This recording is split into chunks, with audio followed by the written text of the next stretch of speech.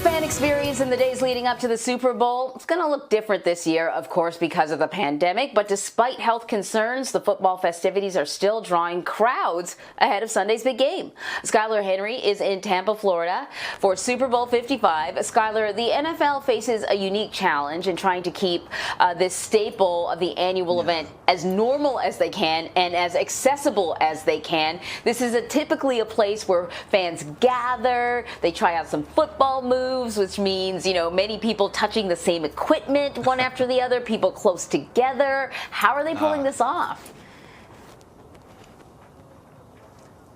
Well, hey, Anne-Marie, good morning to you. It's interesting that you asked that question. So while we were in the experience yesterday, there were, I would say, a significant number of volunteers assigned just to make sure that certain stations throughout the park were being cleaned and sanitized as regularly as possible. There was even a guy going around wiping down the jerseys that people would take pictures behind just to make sure that people were staying as safe as possible. But as far as officials here in Tampa, they've been preparing for this for a little bit more than a year. Obviously, having to adjust in terms of those in-person meetings that they would have traditionally had. They are no stranger to Super Bowls, hosting 5 of them, having to have more of these meetings on Zoom. But they say they are ready, and the NFL is making sure that people are as safe as possible.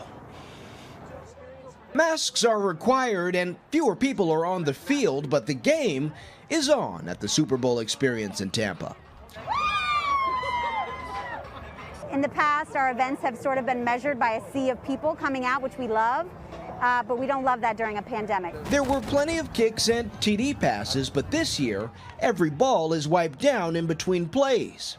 Oh, I still feel safe. Yeah, I feel good. Yeah, it's great. Besides limiting the number of people allowed inside of the Super Bowl experience, there are even more precautions. Volunteers reminding people to social distance when possible, and automatic hand sanitizers like these throughout the park. Really great compliance. People are excited. People are happy to be out. The Carlisle family traveled from Iowa to root for the Chiefs. Like most fans we ran into, the threat of COVID didn't stop them from flocking to the city. The biggest worry was if Kansas City could actually get back to the Super Bowl, because we've had it booked for a while. Florida resident Scott Spencer is a huge Tom Brady fan. We're happy to be here. We're happy to be at the experience, and go Bucks. With attendance limited Sunday at Raymond James Stadium, this experience is the big game for most of the fans here. Their chance to get in on some Super Bowl action in Tampa.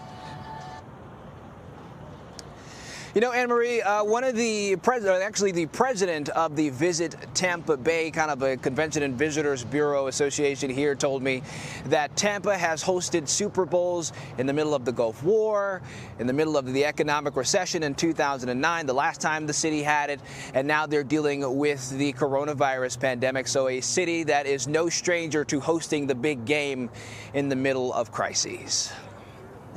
Yeah, and I suppose that's the kind of city that you want to be in the middle of the action now. You know, when it comes to the Super Bowl, obviously fans travel from all over the country to get there. The NFL has really taken some measures to try and make the experience as safe as possible.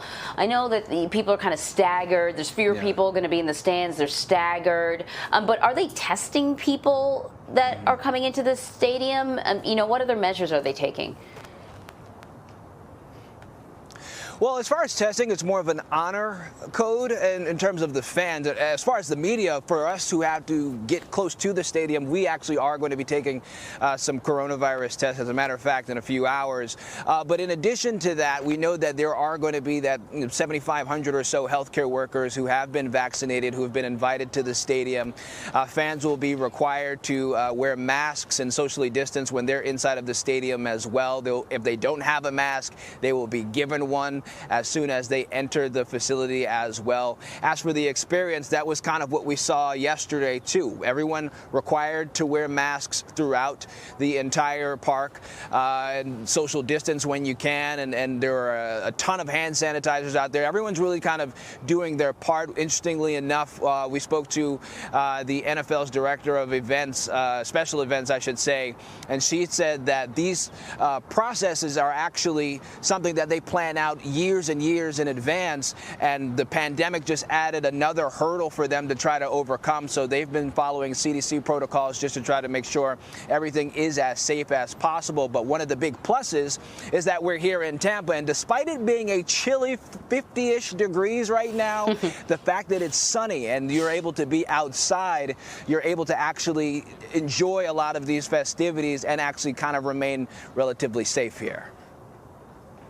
Listen, don't talk to me about a chilly 50 degrees up here in the Northeast. That's another story. You know, the pandemic is certainly sort of a unique challenge that they've never had to deal with before. But one of the issues that they always have to deal with has to do with security threats. So, you know, especially in light of what we saw happen, you know, on January 6th in the nation's capital, I'm sure that federal and local authorities, they're on high alert. What's going on in terms of keeping this a secure, safe event?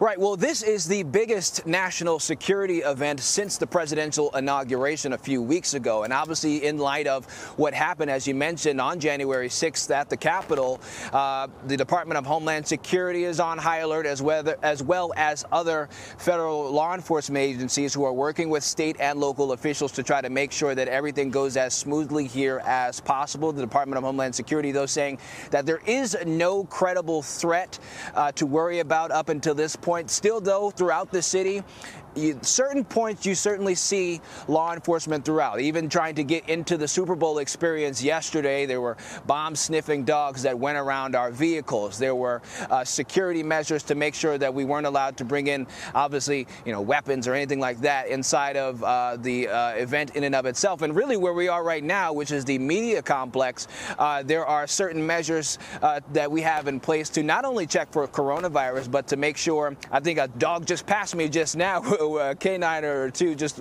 passed me just now, but there are measures in place to make sure that these events, not only around the stadium, but around the city of Tampa, are as safe as possible.